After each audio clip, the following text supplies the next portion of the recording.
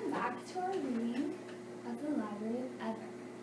Today we're going to be reading chapters 9 through 11.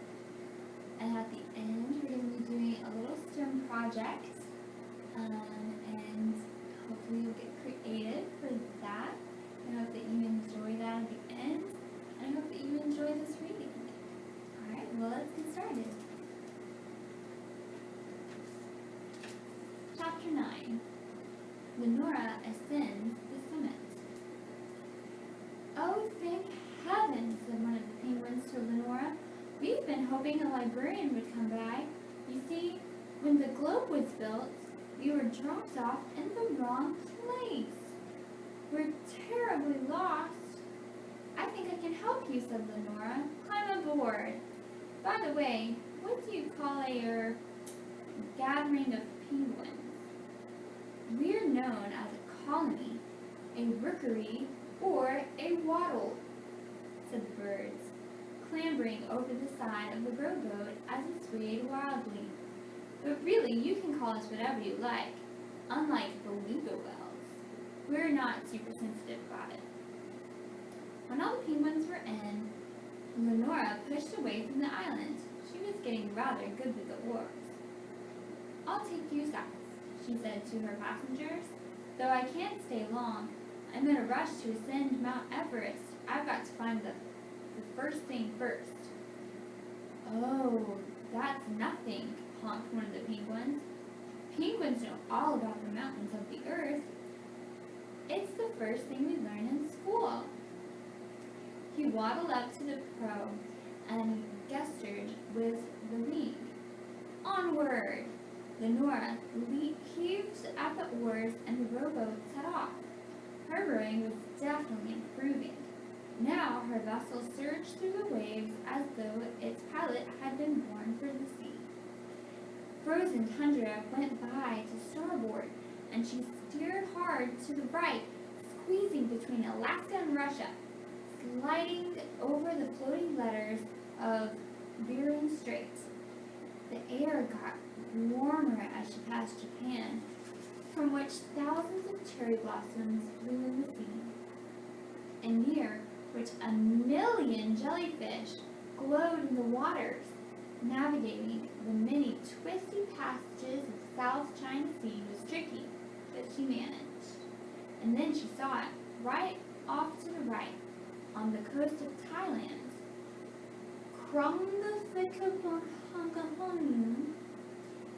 Among the rocky Kong, sin Mahinda Kuturi Kasia. Mahinda Dikitas of Fulton, Nafum Fafin Term Chicken, to Pings for whom. Oh, the Monkapet of him chicken to Weston, among Fin. Mahinda wood to Vindesment. Shaka Titum Jiwakawa about the printing. Very long. Long name. Very long. The name of the city was so long, they had to arrange the letters in a gigantic spiral. Oh my goodness. Do we need to read this again? I think not. Was a much longer name than Lahafan Walimun Jahan Drob Willant Silicogoksh. Leonora had almost made a grave error. She got out her notebook and wrote down the longer name, then added, "Never make assumptions. Verify facts," because that name was so big, it took up the entire, you see how long that is? It's the entire paragraph. It's a big name. We thought the name before was really long. It's not the longest in the world. Wow. Okay, verify the facts. Soon they were back in the open ocean.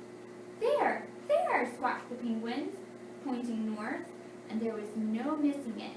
Across India and Nepal rose the tallest mountain around. Thank you, said Leonora with delight. She struck out south until they reached the shores of Antarctica. With all the rowing she'd been doing, she hardly felt cold. Will you be all right from here?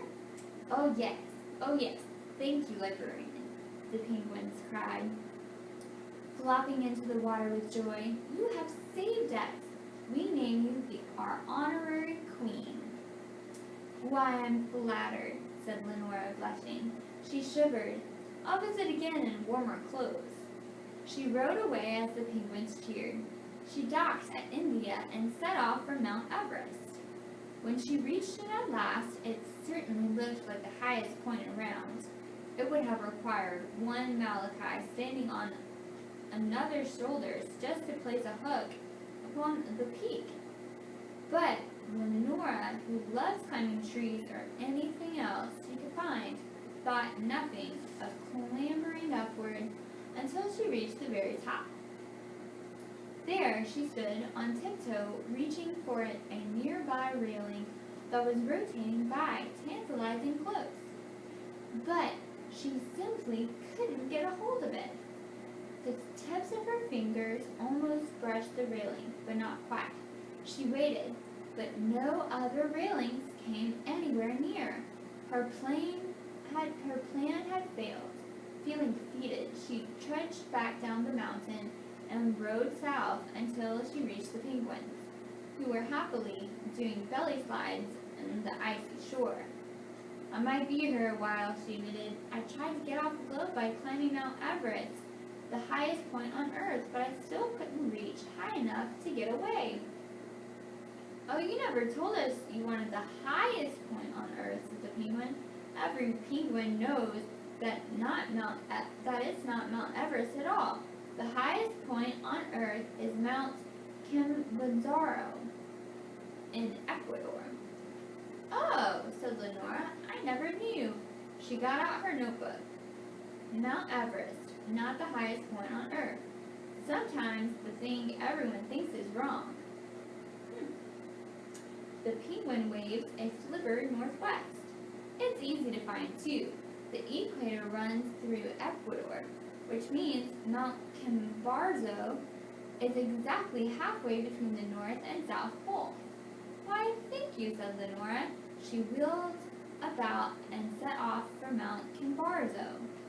She felt a humming on her badge, and looking down she saw Leonora, second assistant apprentice librarian, official court librarian of the Kingdom of Star Point 17, honorary queen of the penguins. Second assistant apprentice! Her heart swelled with modest pride. Soon she arrived on the coast of Ecuador. She gave her little rowboat a pat. You're much nicer than that stupid balloon. Goodbye for now, dear rowboat. Sad to abandon her trusty rowboat, but knowing she must do her job, she beached her vessel and headed for the highest mountain in sight. And sure enough, standing at the summit, stretching on her tiptoes, she was just able to snag a railing. She grabbed on with both hands and gave an enormous pull. As she drew herself up, the library righted itself, and she flipped onto her feet on the walkway.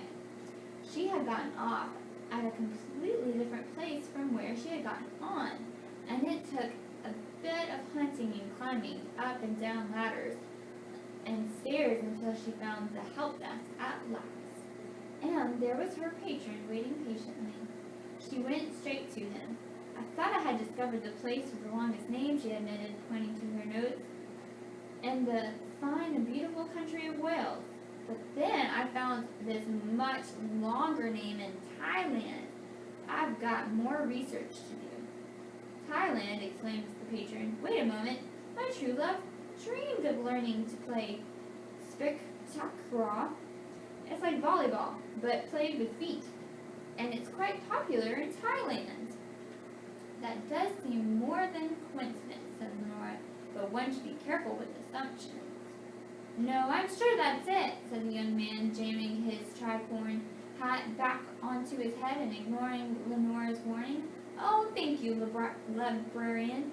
Now I can send a letter to my true love." And he rushed away. And a line of anxious questioners waited anxiously. Leonora grinned. Next. Chapter 10. Leonora Tackles the Unknown. Leonora had just finished helping 2 more patrons. The first, a rural lady who desperately needed to know the only country that starts with Q, and the second, a banker whose life depended on knowing the only country that ended with it. Leonora suggested to discuss Qatar and Iraq over lunch together. When Malachi burst onto the scene, looking rather disheveled, meaning a wisp of hair had escaped from her bun, and her badge was ever so slightly askew. "You are making excellent progress, Leonora," said Malachi, beneath the chief answerer's cool demeanor. Leonora could detect a trace of urgency. "Fortunately for you, an even more challenging task has arisen. That is, if you're willing. You must decide right away." Leonora's heart skipped at the prospect of an even greater challenge, but she knew she must not refuse. She nodded firmly to Malachi, who led her away despite cries of protest from a long line of patrons. "No, we want her," they shouted. "Sorry," cried Leonora out to them as she left, feeling terrible about abandoning so many needy patrons. "For this task we must travel quite far," said Malachi. "Many miles, in fact. So it's time for you to receive a key to the tubes." She held out a necklace upon which dangled a metal fob the size of a perfectly polished domino. From the chief answerer's grave expression, Nora could tell that great responsibility came with this object. Honor. She slipped it carefully over her head. She could feel the cold metal bouncing next to her badge as they walked. Soon they came to an archway above which had been carved the words "tubes." Inside the room, beyond, several librarians waited in line. When they saw Malachi, they stepped aside and bowed. Several glass tubes bound with copper ran through the room in all directions. Each one had a door and a flight of steps leading up to it. Leonora remembered seeing tubes like this before, webs of them winding everywhere. Outside the window, when she had first entered the library, Leonora felt the floor vibrate and then heard a whoosh as something shot through the tube and clunked into a sudden halt at the tube's door. It was a metal capsule, just large enough to hold one librarian, with several small windows and a door on the side. The door popped open and a librarian emerged. Malachi gestured, and Leonora climbed in. Inside, she found a single reclining seat with cracked leather upholstery. Surrounding the seat were thousands of small slots covering the walls, each one with a tiny metal tag above it. The tag said Ancient Egypt and Shakespeare and Modern Dance, and everything else you could think of, including Leonora's former department of calendars, for which she had already felt deep nostalgia. Then, one tag caught her eye because it was illuminated brightly. Unknown. Leonora had a feeling. As you may have guessed, Malachi said, reaching a long arm through the door. Leonora did not see how a giant like her could ever fit inside a capsule. "This is your destination." She placed a sharp finger on the illuminated tag. The tubes were pneumatic, which means they were powered by compressed air. Simply place your key in the slot for your destination, and you will be fired straight there. Try it. Leonora slid her key into the slot for Unknown. Instantly, the door to her capsule clanked shut. She heard a terrific whoosh and was swashed back hard into her soft leather seat. Her hands clenched the sides of her seat, and she she was pressed further and farther back. Gradually, the pressure eased. She could feel she was going at an incredible speed. She peered through one of the windows, but everything was blurring by too fast to be seen until her capsule entered what seemed to be a giant cavern of ice. Her tube was hundreds of feet above the cavern floor, and far below her, Leonora could see librarians skating past with books in their arms. Then, that view vanished too. She hoped the tube might whoosh outside for another terrific view, but sadly her seat soon swiveled in place, so she was facing another direction. And then the pressure came back and she was squashed again as the tube slowed. In moments, it came to a shuddering stop. The door slid open. Leonora climbed out, feeling a bit dazed. She found herself in front of a large stone door, above which the words "Section Unknown" were flashing out in alarm.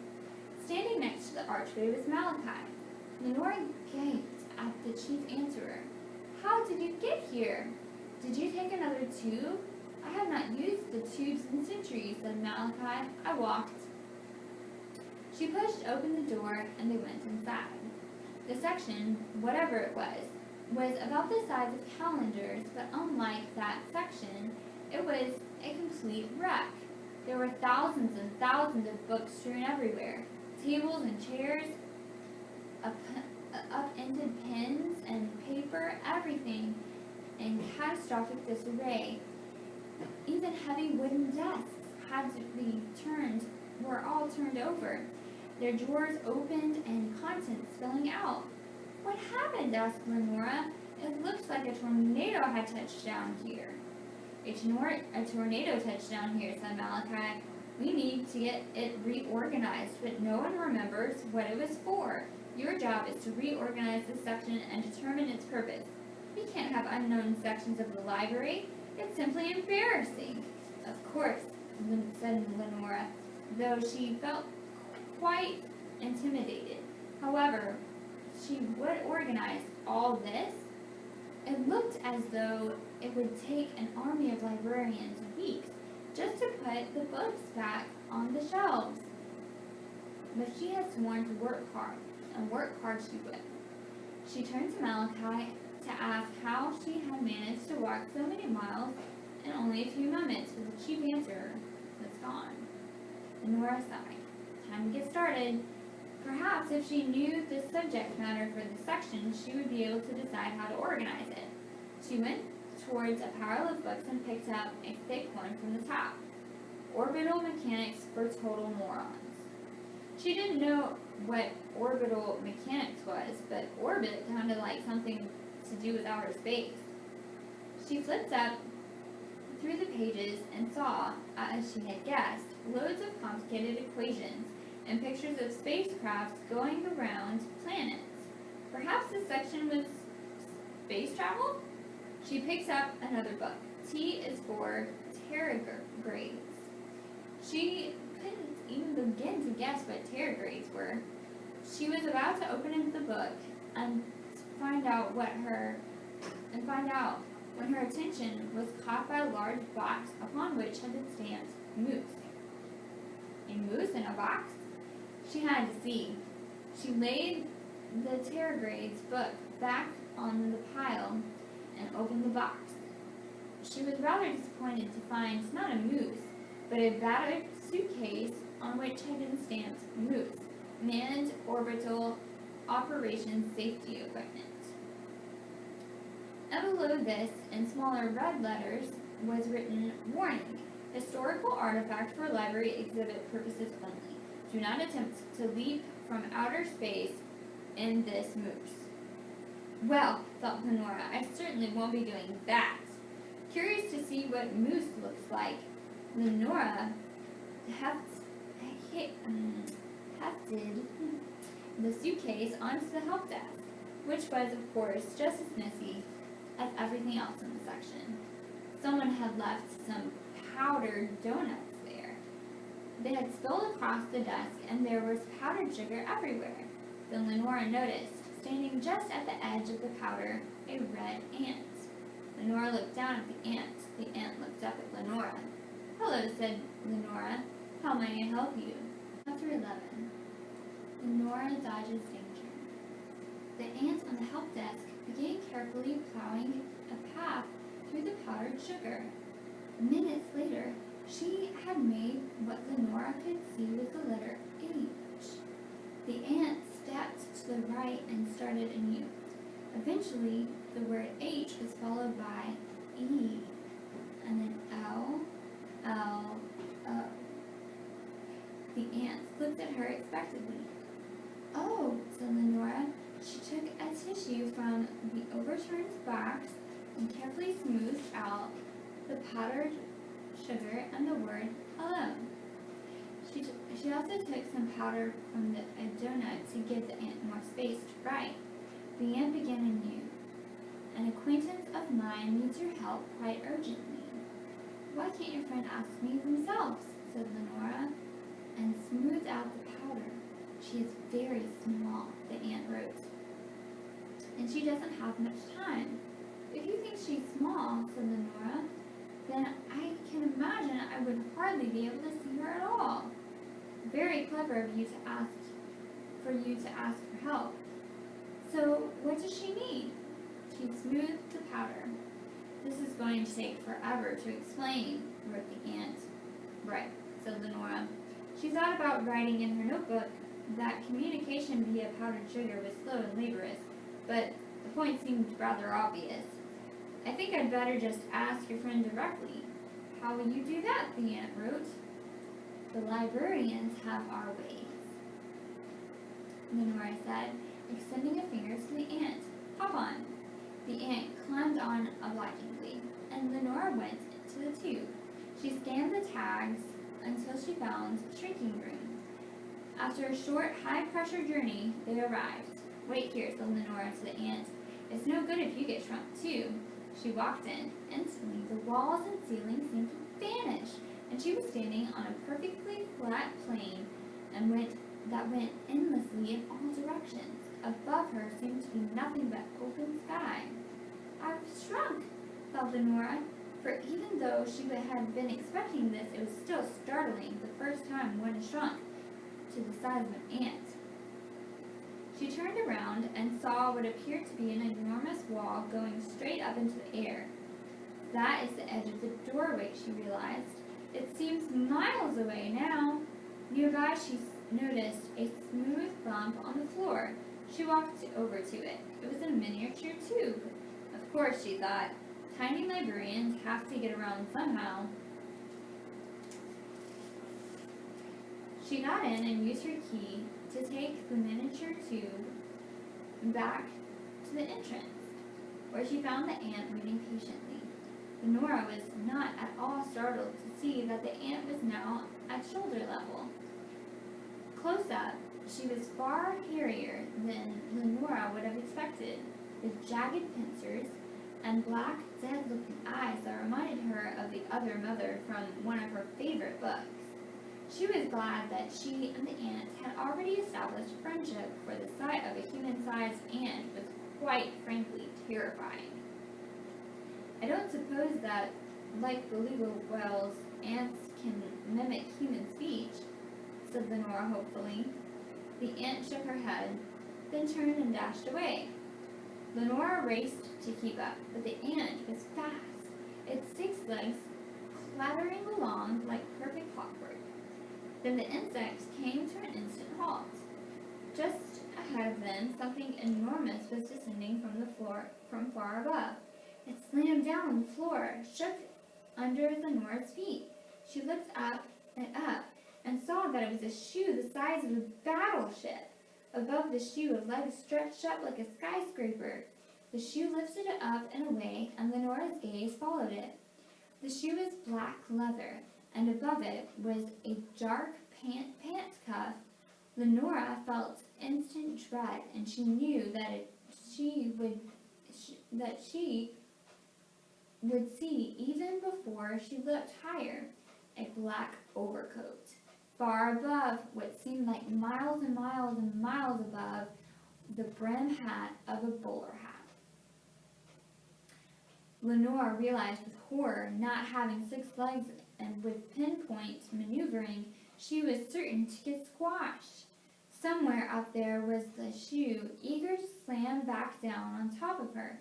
"Hey," she panted, catching up to the ant. "You've got to give me a ride or something." The ant pondered and then lowered her head and clamped her pincers together.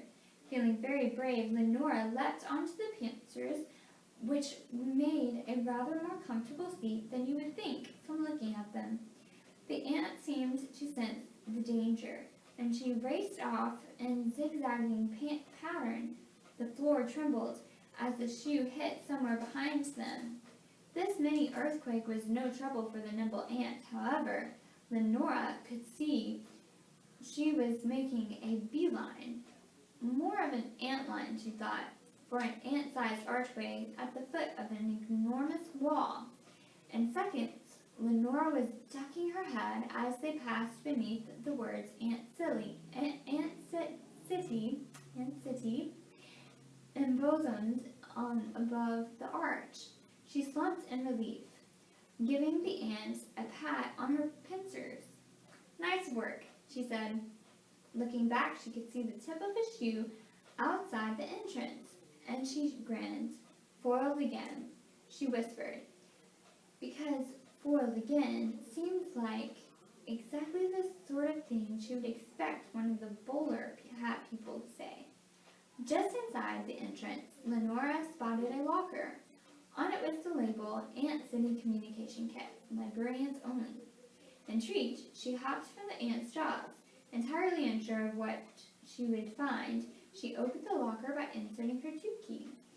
Inside were several sets of what looked like earplugs, but from the instructions printed on the inside of the door, Leonora could see that they were meant to be inserted in the nostrils and were called pheromone interpreters.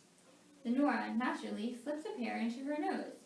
Instantly, she was nearly overwhelmed by a blast of powerful scents coming from all directions. "Wow," Leonora said, looking at the ant. "Is this how you talk to one another?"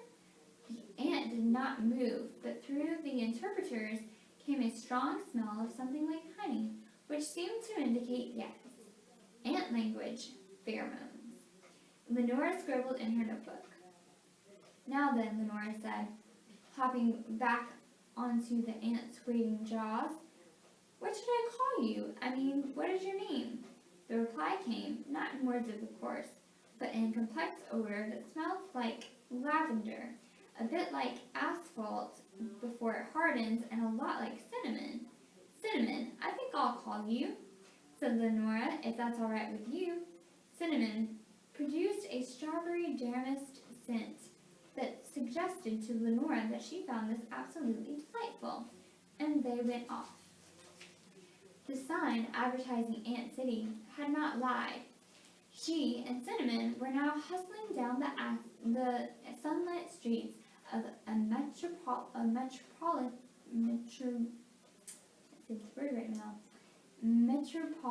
of ants, and millions of them, in a maze of vast corridors and broad avenues and ant superhighways arching through the air, towering structures that seemed taller to Leonora than any other skyscraper reached for the skies.